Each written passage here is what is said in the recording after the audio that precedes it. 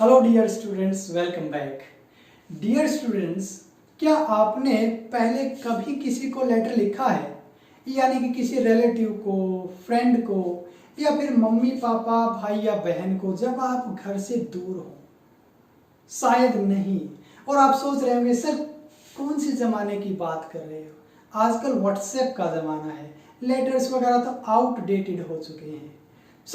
मैं आज जिस लेटर के बारे में बात कर रहा हूँ वो ऐसा लेटर था जिसे शायद पहले किसी ने नहीं लिखा था। बहुत ही यूनिक लेटर था। आप समझ गए होंगे मैं किस बारे में बात कर रहा हूँ। जी हाँ, a letter to God by G.L. Fuentes. आज हम इसी लेसन की स्टोरी डिस्कस करेंगे। बहुत ही इंटरेस्टिंग स्टोरी है। इसका जो सेंट्रल कैरेक्टर है उसका नाम है लेंचो। वो एक बहुत ही गरीब किसान था, लेकिन मेहनती बहुत था।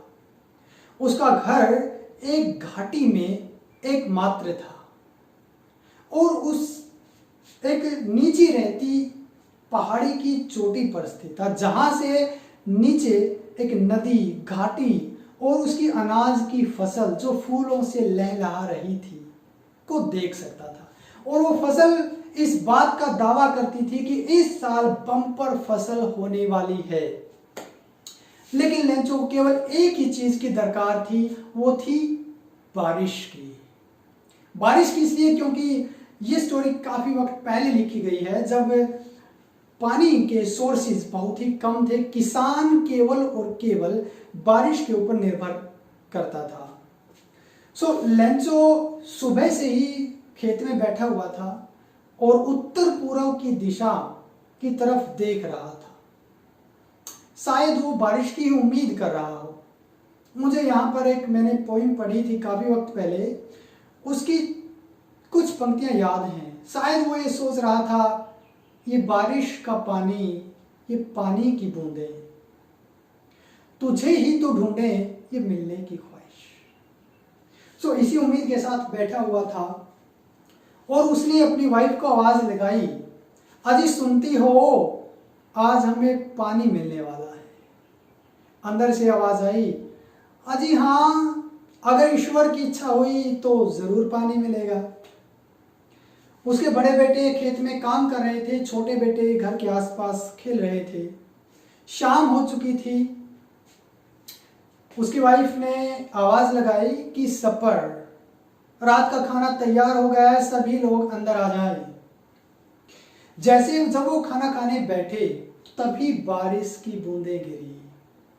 तो उसने कहा, अरे बारिश की बूंदें। लेकिन लेंचो ने कहा, ये बारिश की बूंदें नहीं हैं, बड़ी बूंदें 10 सेंट्स के पीसेज के समान और छोटी बूंदें 5 सेंट्स के सिक्कों के समान हैं। वो बहुत खुश हो गया था। यहाँ पर उसने, हालांकि बारिश की बूंदें अनमोल होती हैं, लेकिन सिक्कों से उसने तुलना की है। वो ऐसा इसलिए क्योंकि अगर बारिश हुई तो फसल अच्छी होगी और फसल अच्छी हुई तो पैसे अच्छे मिलेंगे। और बारिश की बूंदों का अनुभव करने के लिए, आनंद लेने के लिए वो अपने खेत में चला जाता है और बारिश का मजा लेने लगता है। जो बेटे थे उसके, वो कहाँ रुकने वाले थे, बारिश की परवाह किए बिना वो भी बाहर आ गए। थोड़ी देर में उसने देखा कि उत्तर पूर्व की दिशा की तरफ से काले बादल, काले मेघा बादल, पानी तो बरसा, पहाड़ की भांति आते हुए उसे दिखाई दिया। उसे और भी ज्यादा खुशी हुई कि अब तो बहुत ज्यादा बारिश होने वाली है। लेकिन थोड़ी ही देर में तेज आंधी चलने लगी, बारिश तेज हो गई और बारिश के साथ साथ ओले भी गिरना शुरू हो गए। अब ये ओले सचमुच चांदी के सिक्कों के समान दिखाई दे रहे थे। छोटे बच्चों ने, उसके बेटों ने वो ओले इकट्ठा करना शुरू कर दिया। लेकिन लेंचो इस स्टोरी में बहुत एक आशावादी इंसान के तौर पर दिखाया गया है। उसने ये उम्मीद की कि ये वक्त जल्दी ही गुजर जाएगा, तूफान गुजर जाएगा, लेकिन शायद उस भगवान को कुछ और ही मंजूर था। वो एक तूफान में बदल जाता है। ओलों की बारिश शुरू हो जाती है। चारों तरफ घाटी में, गार्डन में, घर में, उसके खेत में ओले ही ओले गिर जाते हैं। ऐसा लगता है जैसे कि उसकी खेत पर सफेद रंग की चादर बिछा दी गई हो। लेंचो बहुत उदास हो गया था।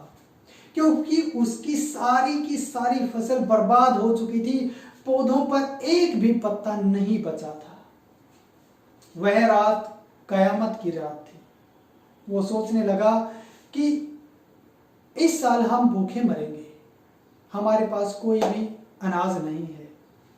लेकिन जैसा कि मर्द मूवी का भी एक डायलॉग है, उसे उम्मीद थी, भगवान के ऊपर उसे बहुत विश्वास था। वो कहने लगा कि भगवान किसी को भूखा नहीं मारता। डायलॉग जो मैं कह रहा हूँ वो ये था कि भगवान भूखा जगाता जरूर है लेकिन भूखा सुलाता नहीं। इसी उम्मीद के साथ वो सुबह उठता है और उसने भगवान को एक लेटर लिखने के बारे में सोची। उसने लेटर लिखना शुरू किया। सबसे ऊपर लिखा टू गॉड, और उसने लिखा कि हे भगवान, मुझे 100 सेंट्स 100 पैसों की जरूरत है ताकि मैं अपनी फसल को बो सकूं और अपने परिवार का गुजारा कर सकूं। जैसा कि पता है आगे उसने लिखा कि क्योंकि मेरी फसल डेस डेस डेस यानी कि नष्ट हो गई है।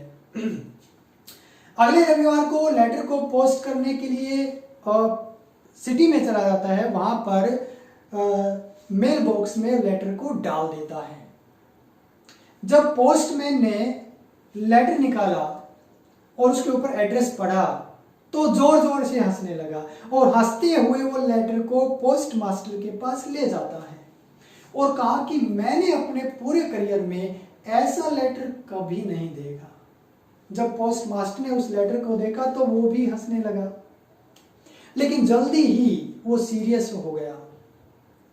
उसने कहा कि इतना बड़ा विश्वास, काश ऐसा फेथ, ऐसा विश्वास भगवान के प्रति मेरा होता। उसने निश्चय किया कि मैं इस इंसान की मदद जरूर करूंगा, इस लेटर का जवाब जरूर दूंगा। लेकिन जब उसने लेटर को खोला तो जवाब के अलावा कुछ और चीज की भी जरूरत थी।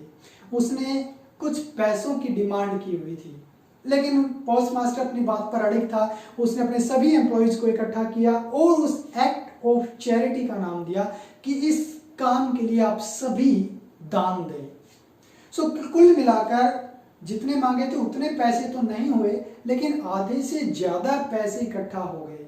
उन्होंने एक एनवेलप में लिख डाले पैसे और ऊपर लिख दिया टू लेंचो और लेटर के नीचे फ्रॉम गॉड, ताकि उसे यह ना लगे कि हमने उसको दिए हैं।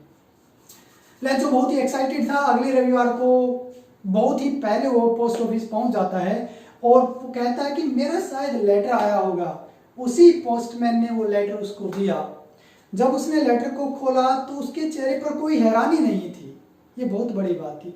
हैरानी वो इसलिए नहीं थी क्योंकि उसे उम्मीद थी कि भगवान उसे पैसा जरूर भेजेंगे, लेटर जरूर लिखेंगे।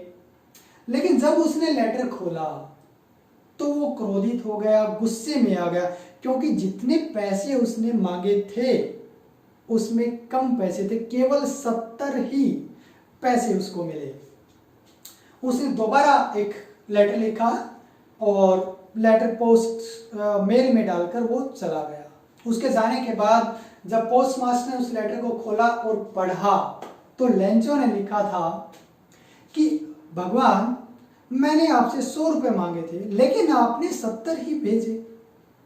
मुझे उम्मीद है, मुझे पता कि तुम गलती नहीं कर सकते, इसलिए मेरे बाकी पैसे भेज देना, लेकिन डाक से वो पैसे मत भेजना, क्योंकि यहाँ इस पोस्ट ऑफिस के कर्मचारी ठगों का समूह है, बंच ऑफ क्रूक्स हैं। सो ये इसकी कहानी थी। लास्ट में आयरनिकल सिचुएशन जरूर है कि जिन्होंने उसकी मदद की उसे ही ठगों का समूह बता दिया गया। सो बहुत ही इंटरेस्टिंग स्टोरी है और इसके ऐसे टाइप क्वेश्चंस काफी बनते हैं वैसे तो, लेकिन मैंने सभी क्वेश्चंस को मिलाकर एक ऐसा क्वेश्चन तैयार किया है जो सभी क्वेश्चंस के ऊपर फिट बैठता है, जो आंसर। उसका लिंक मैंने नीचे दे दिया है, आप उसकी स्टडी कर सकते हैं।